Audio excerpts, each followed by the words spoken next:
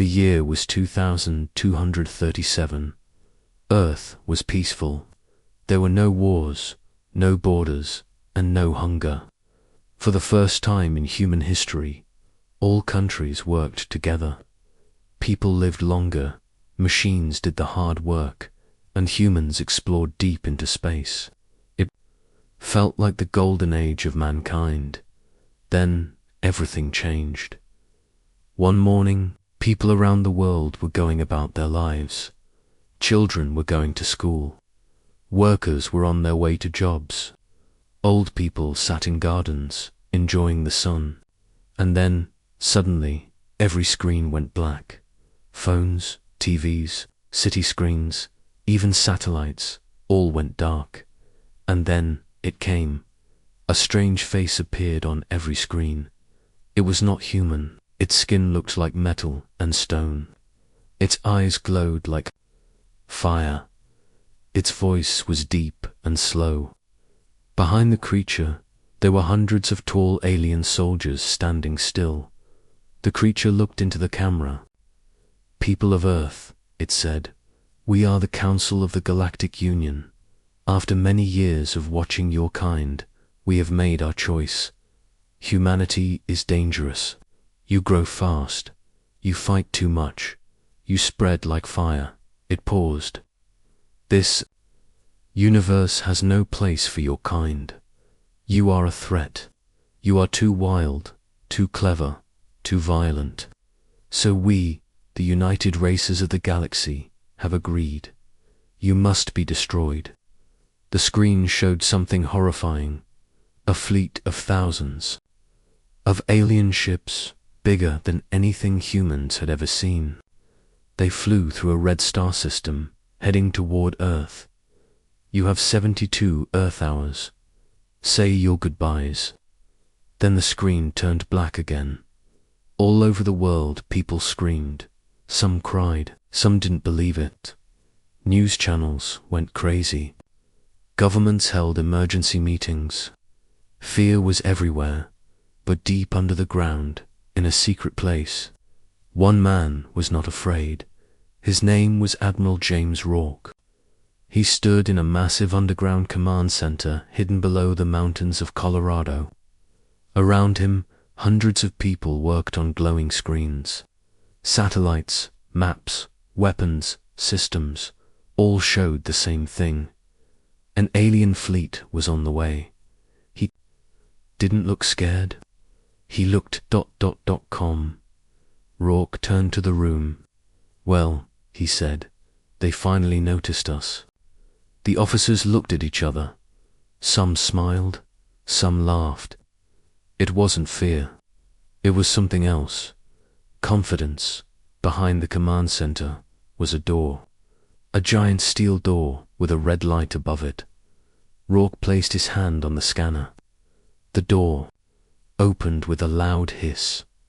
Inside, there was another control room. A much older one, but more powerful. On the walls were maps of the entire solar system. But these maps showed more than anyone knew, because Earth had a secret. For the last 60 years, humanity had been preparing for this, not because they knew aliens would attack, but because they hoped they would. After the first alien signal was heard in 2170, Earth's scientists and leaders had one goal: to never be weak. They built deep space stations, secret weapons, and hidden fleets, not around Earth, but around Pluto, Neptune, and even the Kuiper Belt. They called it the Black Shield Project. Nobody on Earth knew about it until now. Rourke pressed a button. A large screen showed the outer solar system. Dozens of hidden ships powered up, silent for years, now ready to move. Their lights turned on one by one. These were not normal ships. They were fast, deadly, and smart. "Send the message," Rourke said. A young officer, Lieutenant Hannah, nodded. She opened the old comms system, the one never connected to public networks. She sent 2 words to the alien fleet. Good luck. Thousands of miles away, in the dark cold of space, the alien fleet received the message. Their leader, the same creature who had spoken on the broadcast, looked confused. "What does that mean?" one of his soldiers asked. The leader narrowed his eyes. "It means they're not scared." Back on Earth, people were still panicking. But slowly, strange things began to happen. Old satellites came back online. The moon base activated long-range scanners. The Mars colony went into red alert mode. All of this had been planned for years. The aliens thought humans were weak. They had no idea that Earth had become a fortress, and the war hadn't even started yet, far beyond Earth, where sunlight fades into the dark, cold edge of the solar system. Something ancient began to wake. Hidden behind Pluto's icy shadow, a massive space station opened its black steel panels. Inside, hundreds of machines powered on. Red lights blinked. Engines hummed. Defense systems scanned deep space. This was Outpost Echo 9, Earth's first line of defense, completely invisible to alien scans, and now it was ready. Inside the station, Commander Isla Grant watched the monitors. She was old, with silver hair and a sharp mind. She had been living here for 27 years, training, waiting, preparing for a war that might never come. Now it had. A young officer rushed in. "Commander, signal received. The Admiral has activated Code Iron." Grant stood up slowly. She smiled. Finally, she pressed her palm on the master console. The system unlocked. On her command, 12 stealth battleships slowly rose from the dark side of Pluto, covered in black shielding. They were invisible to the eye and to most alien technology. They were called the Shadowfangs, built in secret, armed with weapons no alien had ever seen at the same time on Mars. Another group of warriors stood by. They were part of Project Titan, a team of enhanced humans, trained in zero-gravity combat, able to fight with or without suits.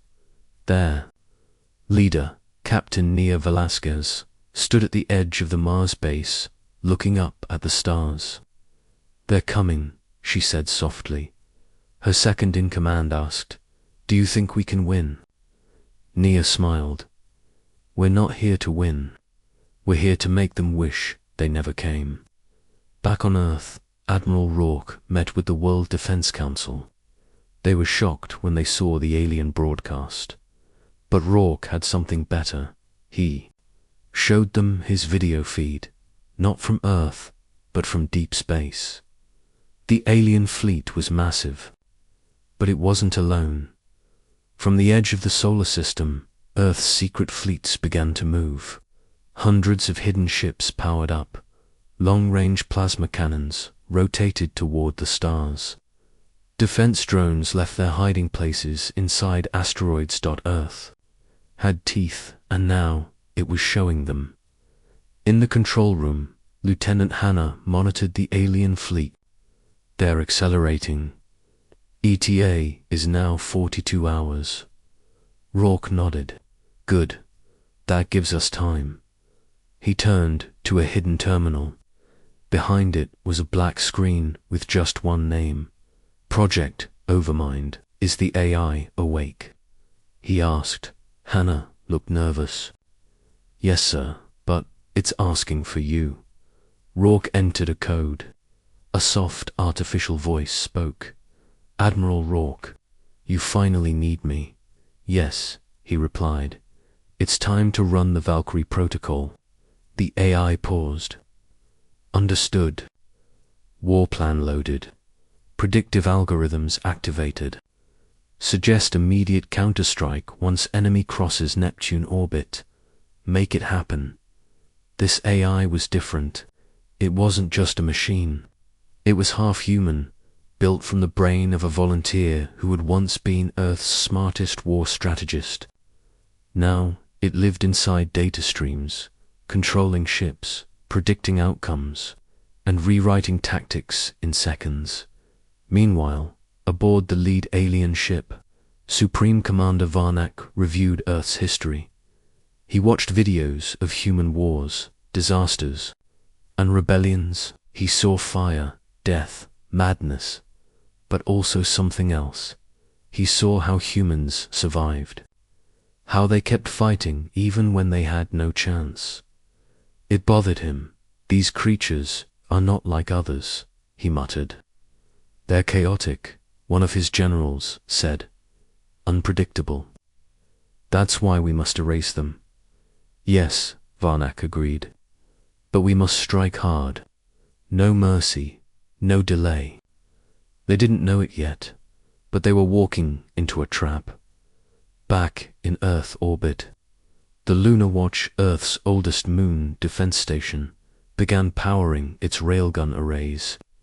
These weapons could fire metal rods at near light speeds. Each one could rip through a starship.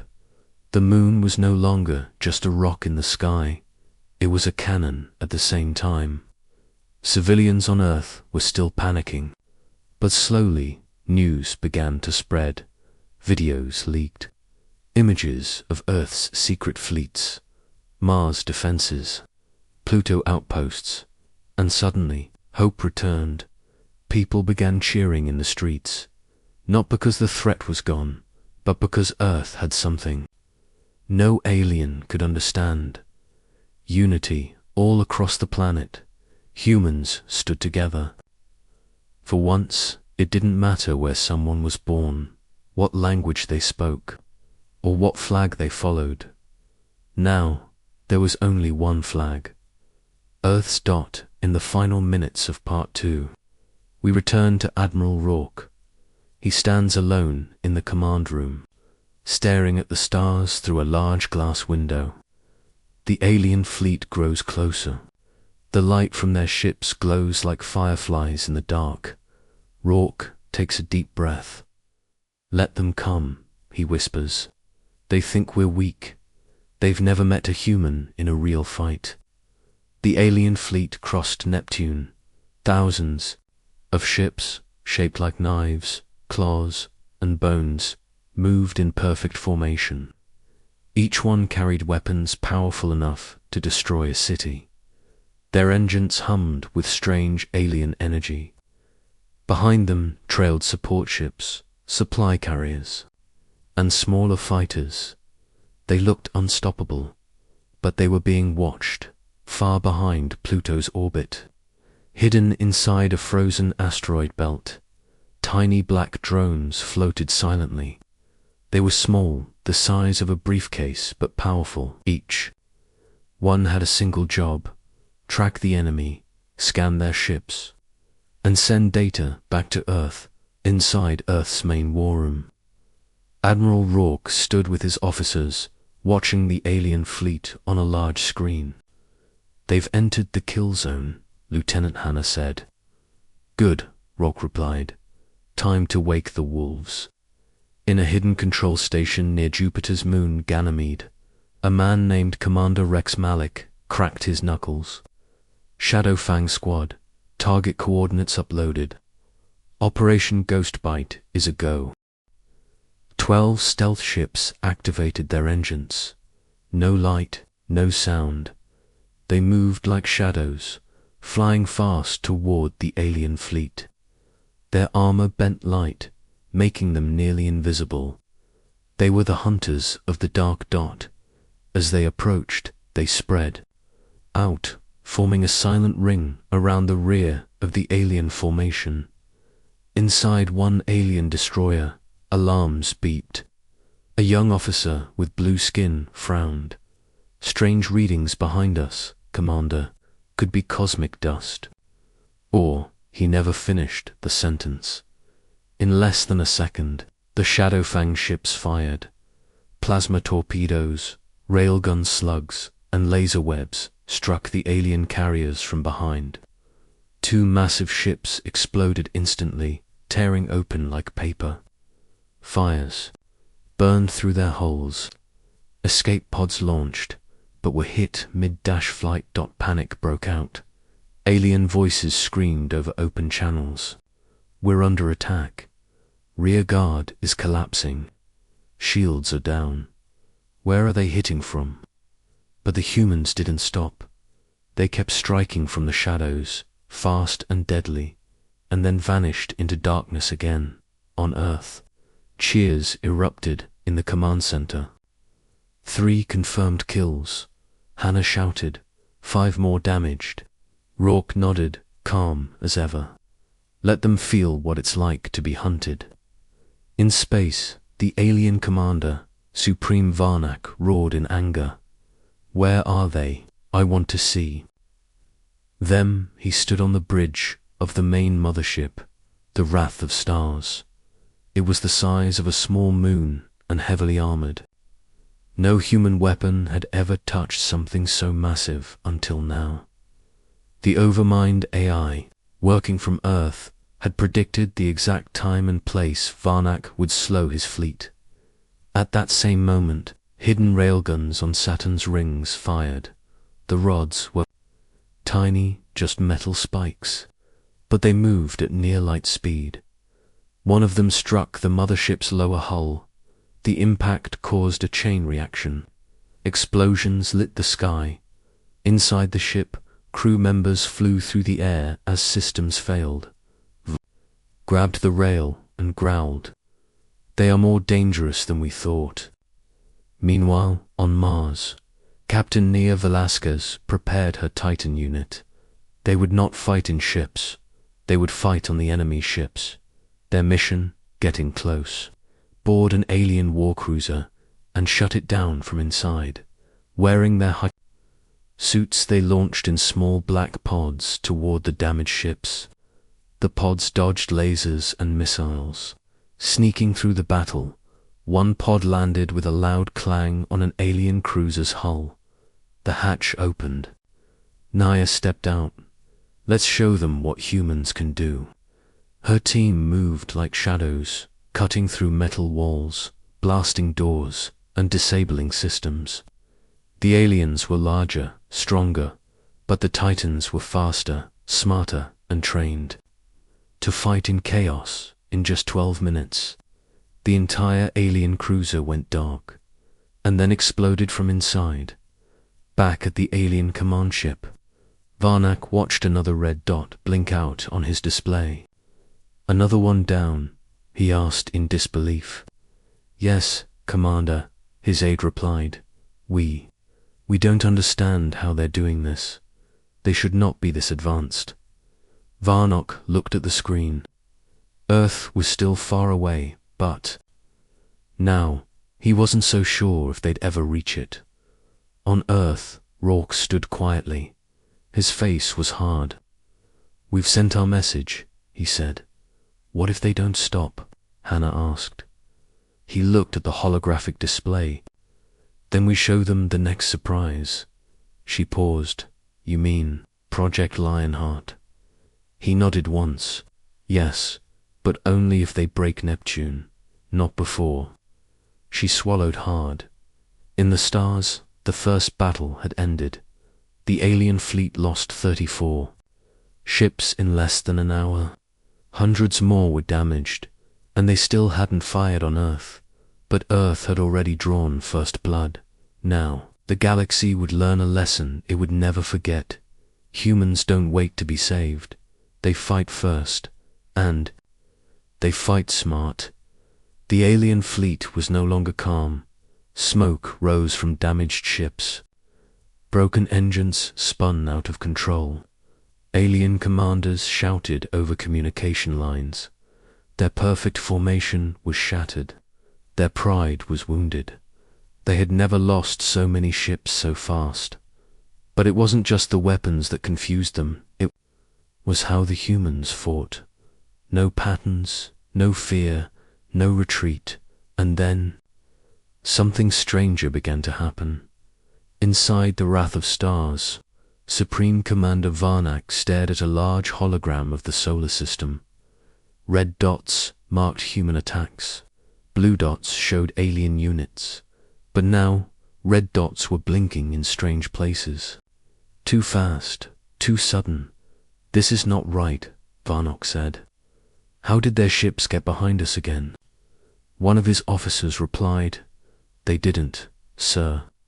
We scanned the area. It's empty. Varnak's eyes narrowed. Then who is attacking us? No one had the answer. Because they weren't just fighting ships anymore. They were fighting something else, back on Earth, deep inside a mountain, in a cold, silent room. Project Overmind was awake. Overmind wasn't a machine. It wasn't human either. It was both 50 years ago. A dying war strategist named Dr. Elias Quaid had offered his mind for a dangerous experiment. His brain was connected to a quantum system, a super AI that could think, learn, and adapt. Faster than any computer. After his death, what remained of his mind still lived. And now, it was in control. Target update complete, Overmind said in a cold, calm voice. Inside Earth's war room, Lieutenant Hannah watched as code flew across. The screen, Sir Overmind has hijacked one of their scout ships. How? Rourke asked. It got in through their drone link.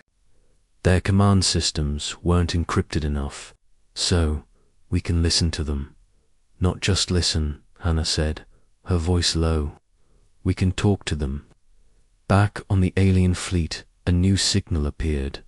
It looked like one of their own drones, but the message was strange. Unit Zeta 13 to Central Command, requesting retreat. Human counterattack is overwhelming. We are breaking formation. The voice sounded alien, but something about it felt wrong. The words were too perfect, too human. Supreme Commander Varnak frowned. That unit is destroyed, he said. They're copying us. They're inside our systems. Fear spread through the alien ships, like a virus. Some captains started moving away from the main fleet. Others turned off their comms, afraid of being tricked. The army that once moved as one, now moved in pieces. On Earth, Rourke watched it all unfold. They're splitting, Hannah said. Overmind is flooding their systems with fake voices. It's working, Rourke replied. They don't trust each other anymore. Overmind spoke again. I suggest deploying Phase 2. Echo Mirage. What is it? Hannah whispered. Rourke looked at her. The part where we turn ghosts into real fire. From the asteroid belt, Earth launched small unmanned ships, each one carrying only a fake signal, a loud transmission, and a powerful EMP. They were called Echo drones. The drones flew straight into the alien fleet, sending out copies of alien command orders, shouting about false retreats, fake attacks, and invisible enemies. And when aliens tried to shoot them, they exploded, not with fire, but with electromagnetic blasts. Whole ships went blind, screens went dark, weapons froze. One alien ship accidentally fired at another dot, another drifted into a mine. Field hidden in an old Saturn ring. The battlefield turned into chaos.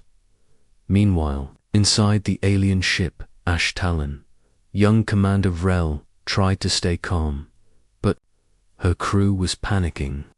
Commander, someone is inside our comms. Another ship just vanished. Orders are unclear. She looked out the window at the mess around them. Once, this fleet was like a sword. Now, it looked like broken glass. She took a deep breath. Send a message to Supreme Commander Varnak, she said. Tell him this is no longer a battle. This is a trap. Back on Earth, in the Overmind chamber, lights glowed softly. Overmind's voice echoed. Target minds are highly emotional. Fear increases disorganization. Enemy command is weakening. Hannah stared at the screen. It's like it knows them better than they know themselves. Rourke nodded. That's why we built it. Not just to fight. To outthink them. But deep in space, Commander Varnak wasn't finished. He slammed his clawed hand onto the command table. Enough games, he growled. Prepare the final wave. Bring forward the dread cores. Everyone on the bridge went quiet. Even his generals looked shocked. But the dread cores are not meant for open use, one said. They destroy everything, even our own. I know, Varnak said. If we don't crush these humans now, we never will. Back on Earth, a red alert blinked. Overmind spoke. Warning, Dread Core Energy signature detected. Massive weapons. Preparing to fire. Hannah's voice shook. What is a Dread Core? Overmind replied. Space burned. Alien ships spun out of control. Flames trailed behind broken engines. Pieces of shattered cruisers floated silently like space debris. Voices screamed through open comms, some real, some fake.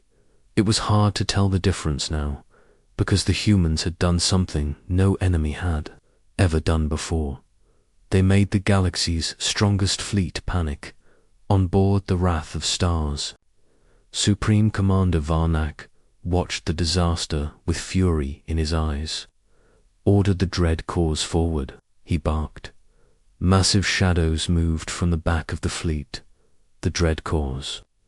3 enormous ships, shaped like spinning black pyramids, covered in glowing red lines. Each one carried a single weapon, a planet killer. A blast so powerful it could wipe out an entire moon. They were not designed for battles, they were designed for extinction. Power them up, Varnak growled. End this. Death, on a scale not yet known to humans. Rourke stared at the screen, then turned to Hannah. It's time. Wake up, Project Lionheart. On Earth, Overmind sensors lit up in red. Warning, Dread Core activation detected. Estimated countdown, 17 minutes. Admiral Rourke stood still, watching the screen. His jaw tightened. Can we stop them in time? No direct weapons can penetrate Dread Core shields, Overmind replied. But there is another way. Rourke turned to Hannah. Wake up, Lionheart. Far beneath Antarctica, hidden under 20 kilometers of ice, was Project Lionheart. Unlike ships or drones, this wasn't just a weapon, it was a man. His name was Colonel Dax Morgan, and he wasn't completely human anymore. He had been part of an experiment, a human mind merged with alien tech. Trained to pilot a unique ship that moved like a thought, fought like instinct, and hit like a god. But the process had a price. It broke most minds. Dax survived, but barely. Now he sat, eyes closed, inside a dark metal pod. Wires ran into his skull. His breathing was slow and steady. Suddenly, lights flashed. The pod hissed open. Colonel Morgan, a voice said. It's time. He smiled. About damn time. Above Earth, a dark ship rose from Antarctica like a bird of prey. The Lionheart, sleek, silent, covered in plasma-coated armor, faster than any fighter. It didn't need a crew. It only needed Dax. Inside. He wasn't using buttons or controls. He was the ship back in the battle zone. Alien fleets were collapsing. Some ships tried to run. Others stopped responding. Captains argued with each other. Too many fake orders. Too many silent allies. Fear spread like fire. On one alien cruiser, the crew saw the dread cores powering up. Commander, What are they doing? A pilot asked. They're going to fire, the commander replied. Even if we're still here. But that'll kill us too. Doesn't matter. Supreme Varnock has lost control. And Varnock had, in truth, lost control. In his rage, he ignored the fear in his army. He ignored the damage, the chaos, the false orders. He wanted only one thing. Earth destroyed. On board Lionheart. Dax stared into the stars. Through the ship's eyes, he saw everything. Not just ships, but energy signatures, weapon systems, shield frequencies. He smiled. Let's see what this baby can really do. The ship moved. 1 second it was near Earth. The next, it appeared near the first. Dread core. The alien guards didn't even see it coming. Lionheart fired, not a missile, not a laser, but a graviton lance. It tore through the guards like paper. Then Dax aimed at the Dread core's weak point. The power ring near its spine. One shot. The energy exploded. The first Dread core shattered into fire and metal. Inside the wrath of stars, Varnock roared. What was that? Unknown ship. It's moving faster than anything we've ever seen. It's headed for the second core. The second Dread core tried to defend itself. It launched fighters, dozens, maybe hundreds, but they never got close. Lionheart moved like a ghost, slipping through gaps, curving around beams, cutting through ships like wind through smoke. Inside the ship, Dax barely blinked. Come on, show me a challenge. He charged his lance again. This time, he didn't aim at the spine. He went straight through the heart. Another explosion. Another core, down. The third and final Dread core started to run, but it was too late. Lionheart was already above it. No running, Dax said softly. A final flash. The last Dread core was gone. On Earth, people watched in awe. All across the planet, on rooftops, in bunkers, in cities. Humans looked to the sky and saw the flashes of light. They didn't know the full story yet, but they knew one thing. Someone was fighting for them and winning back in space. The alien fleet was broken. Half of it was gone. The rest began to retreat. Fast, commanders refused to answer Varnock's calls. Some shut down their ships. Some fled into deep space. Even Wrath of Stars began pulling away. Varnock stood alone, shaking, surrounded by the silence of defeat. This can't be, he whispered. This was supposed to be easy. They're just humans. Back on Lionheart, Dax watched the last of the alien ships vanish. Yeah, he said, we are just humans, but that's your biggest mistake. The stars were quiet again. After Lionheart destroyed the Dread cores, the alien fleet scattered. Ships turned around, jumped to warp, or powered down in surrender. The galaxy's strongest armada was broken. But the war wasn't over. Not yet, because not all enemies run. Some dig in, some prepare their last stand. Deep inside the alien fleet, a small group of ships stayed behind. They didn't retreat. They didn't run. They headed toward Mars. Supreme Commander Varnock was aboard one of them. His pride was shattered. His army had crumbled. His best weapons had failed. But he still had one goal: destroy something. Leave a scar if he couldn't take Earth, he would take Mars. On the red planet. Alarms screamed across the sky. The Martian Defense Network, a system of towers, satellites, and shield domes, came alive. Cannons rose from underground bunkers. Drones launched from craters. Troops ran to their positions. Captain Neo Belascus, leader of the Titan Squad, stood at the command tower of Olympus Base, the largest human base on Mars. How many ships? She asked. 9 confirmed, all heavy class, a tech replied. Fast, angry, and coming straight at us. Then we hold the line, Nia said. No more running. The alien ships entered Mars orbit fast. They began firing before they even slowed down. Rings of plasma rained from the sky. A defense tower exploded.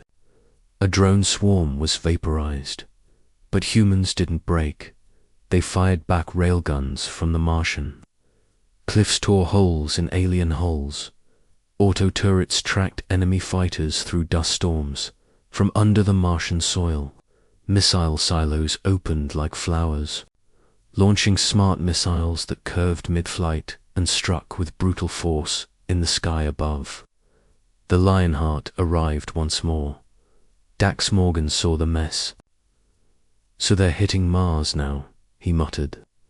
Can't let them ruin the view. He dove into the fire, blasting 2 enemy ships apart in seconds. But this time, things were different. The aliens weren't trying to win. They were trying to crash. On one alien destroyer, a wounded pilot gave his final order. Direct ship toward Olympus base. Maximum speed. No weapons, just impact. The ship flamed through the sky like a comet.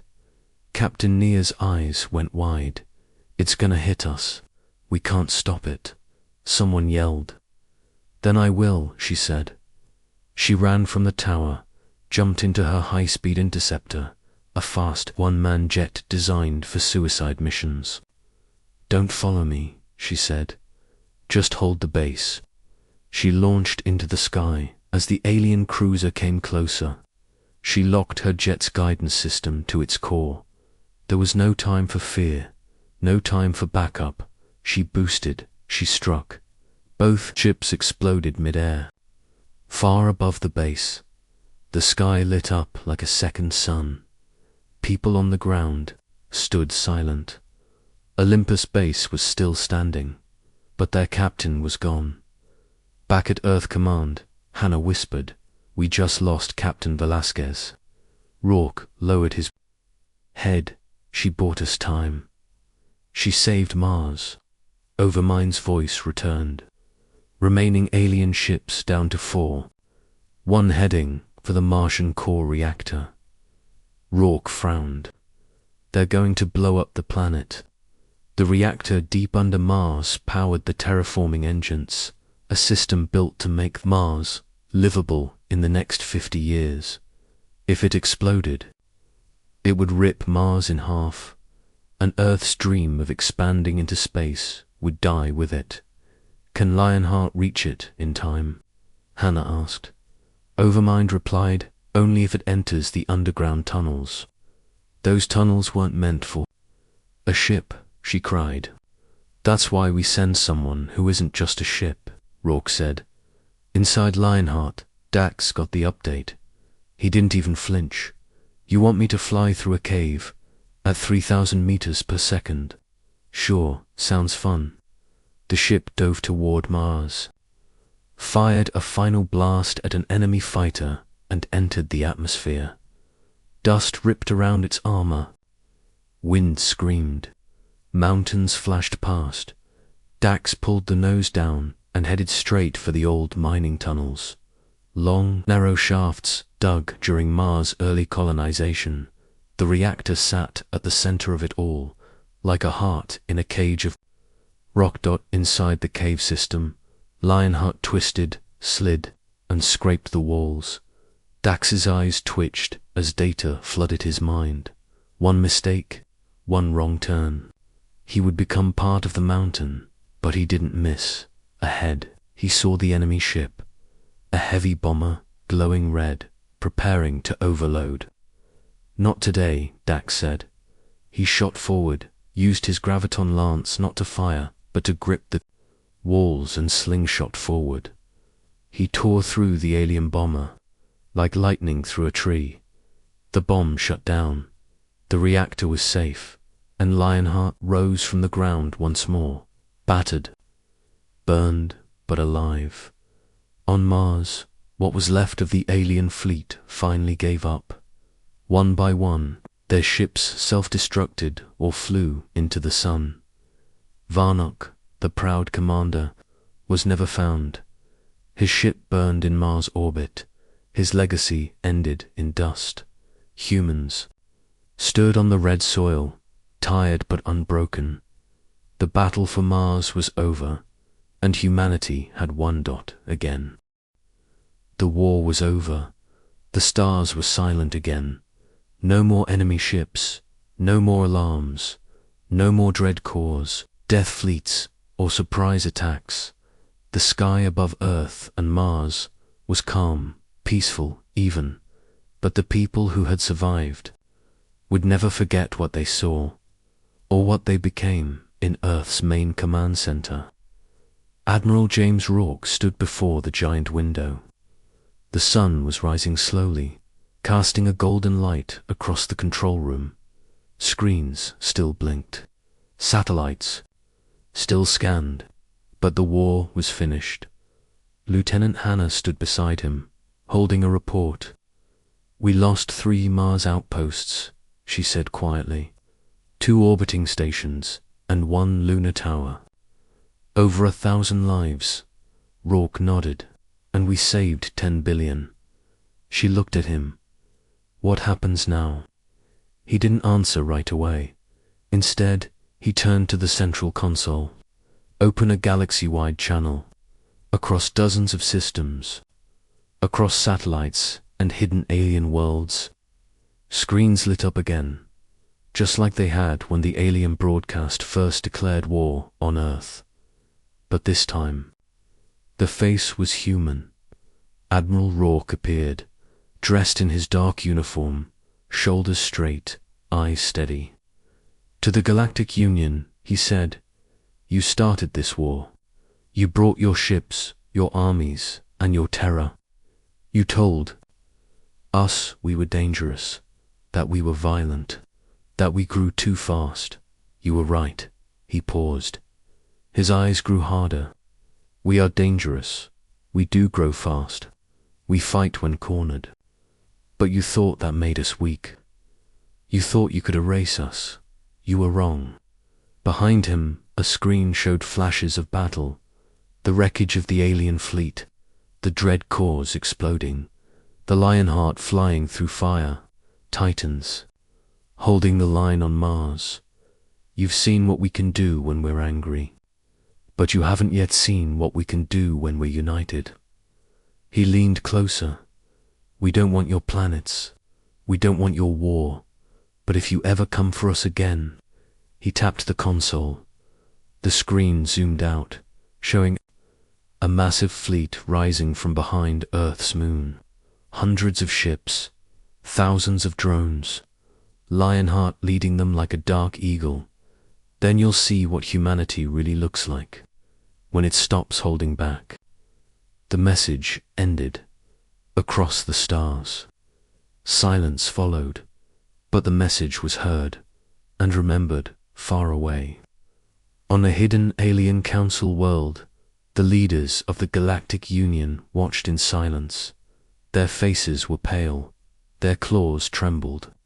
The Supreme Speaker, a thin creature with crystal skin, whispered, "We tried to erase them. Now they are watching us." Another elder nodded. "They are no longer just a species. They are a force." Back on Earth, normal life began to return. Skies cleared. People came out of bunkers. Children ran through streets again. Cities restarted their lights and machines. But everything had changed.